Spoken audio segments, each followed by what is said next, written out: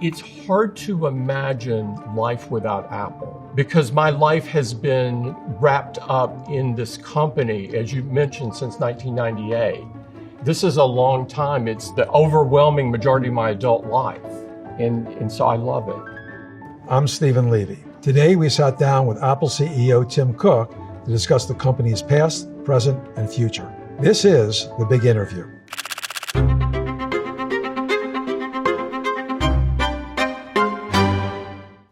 Thank you for doing The Big Interview, Tim. Thank you for being here, Stephen. It's always great to talk to you.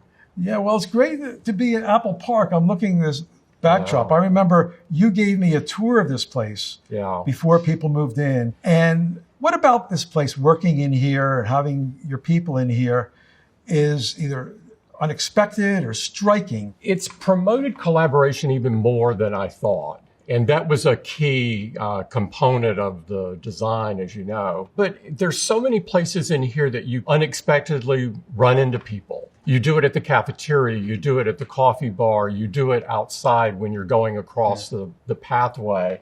And I think that promotes this unplanned collaboration. And I think it's fantastic. Also, there's a connection here to Steve. You know, of course, we have the theater named after him and think about him all the time, but I can feel him in other spaces in here. He had a perspective that the venue that you worked in was so important to the work. And I think that he's been proven right. You mentioned the theater. When you do product launches now, you do pre-tapes. Are we ever going to see live launches in the Steve Jobs Theater again like we used to? Maybe. The thing that we learned during COVID was, you know, the audience is primarily an online audience. Very few people can fit in the theater. And we wanted to have more people engaged in the announcements itself.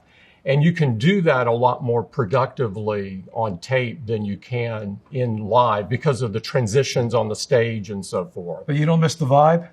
I do miss it. I get it when the WWDC is here. We announce the film and feel the love from the developers is fantastic. I heard something interesting recently, that Stevie Wonder had a demo of the Vision Pro and loved it. How's that work? He's a friend of Apple. It's great to get feedback from Stevie. And of course, his artistry is just unparalleled. He's so fantastic. But accessibility was always important for us from designing all of our products. As you know, that's one of the common threads through Apple over time is that we don't bolt on accessibility at the end of the design process. It's embedded in the design process. And so getting that feedback was key.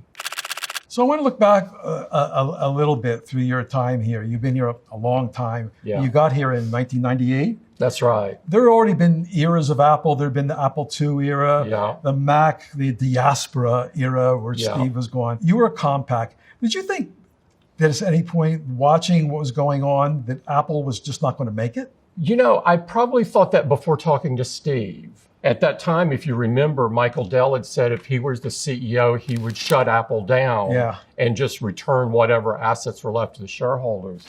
And Michael just said what most everyone else thought. But I have to say, when I came out to talk to Steve about working at Apple, it felt so alive and so different. He was somebody that was the most unusual CEO I'd ever met. He was passionate about the product, passionate about Apple, passionate about its reason for being, its purpose. And I thought, I've got to do this. I want to do this. And from that point, I never thought that Apple would be going out of business. And other people did, and other people advised me, why are you doing this? You're leaving the world's largest personal computer company and going to one that may not survive. But I didn't feel that way at that point after talking to Steve. So while you're here in your collaboration with Steve, Apple came out with these great design products, the iMac, then the iPod era, which was so exciting. There were so many different versions of iPods. Then, of course, the iPhone. Yes. Looking back, what did you do that was smart that you really didn't think was going to be so impactful in making that product a success? Well, I think each product that you named sort of had its place in history. Mm-hmm. The iMac revived Apple. It kind of proved Apple could survive. The iPod, giving people 1,000 songs in the pocket, something very unexpected and solving a pain point that all of us had that loved music. It began to introduce people to more people, particularly in the developed markets. And the decision to port to Windows proved that Apple could come out with a product that was larger than the Mac community. Yeah. And then iPhone built on everything that came before it. And with the great work from the technology team on multi-touch, it gave you a totally different way of interfacing with the product. And then what iPhone did, looking back, was introduce people to Apple in the emerging markets. Mm-hmm. Going out and forming all of these carrier relationships was very important to introducing Apple more broadly and sort of turning the industry on its side and owning the design. Mm-hmm. Because at that time, if you remember, the carrier was owning the design of the phone, was sort of directing it. And we said, no, what we bring is the product skill. Yeah. And what they brought was the networking skill. And we didn't have the networking skill. And frankly, they didn't have the product skill. And so this combination was very powerful. And the rest is history.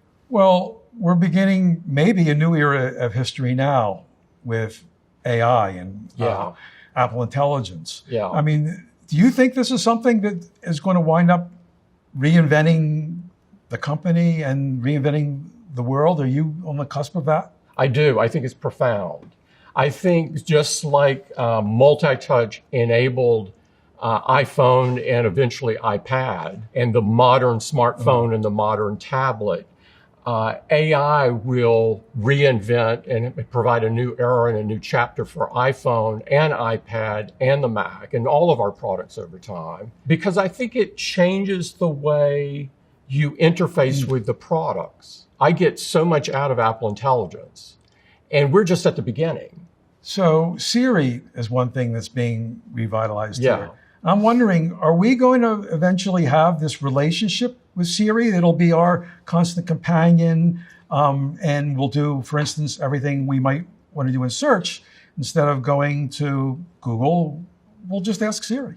We'll see, but I think I use Siri a lot now. I'm a power user of Siri. Mm. And so I'm some of the 1.5 billion requests that Siri gets every day. So I already have a relationship with Siri, but I think more people will, because Siri will become more personally relevant and be able to take tasks off your plate that you don't have to do, and sort of a multi-step kind of approach that you saw some of the demos do. So I couldn't be more excited about the future of Siri. You're the CEO, you've been here for a while. How long do you see yourself continuing this role? Oh, I don't know. I get asked that question now more than I used to. Why is that? As I age, as my hair turns gray. I love this place, Stephen. I love it. And I love the people I work with. It's a privilege of a lifetime to be here. And I'll do it until the voice in my head says it's time. And then I'll go and focus on what the next chapter looks like. My life has been wrapped up in this company, as you mentioned, since 1998. This is a long time. It's the overwhelming majority of my adult life. And so it's tough to envision life without Apple. So one more question. When we were all talking about the tour and things like that, I was also doing a story about the infinite loop, one infinite loop. Yeah. Which used to be the Apple's headquarters. That's right. And you told me that you didn't move into Steve's office. I didn't. After he died. It was preserved. Yes. And that sometimes you would go in there. Yes. And get inspired by being in the surroundings. Yes. Do you still do that? Is that office still preserved? I still do that. The office is still preserved. No one's ever moved in there. And that's been since 2011, as you know. Most of what we do is forward-looking, but I like my connection back to Steve. And I like the company's connection back to Steve because from him emanates our values and our DNA. So I think that connection's important. So Tim, thank you so much for doing the big interview. Thank you. It's so great to spend time with you. As always. I'll bump into you in Palo Alto again. All right. Yeah. In a few days. In a few days. Okay. Thank you. All right.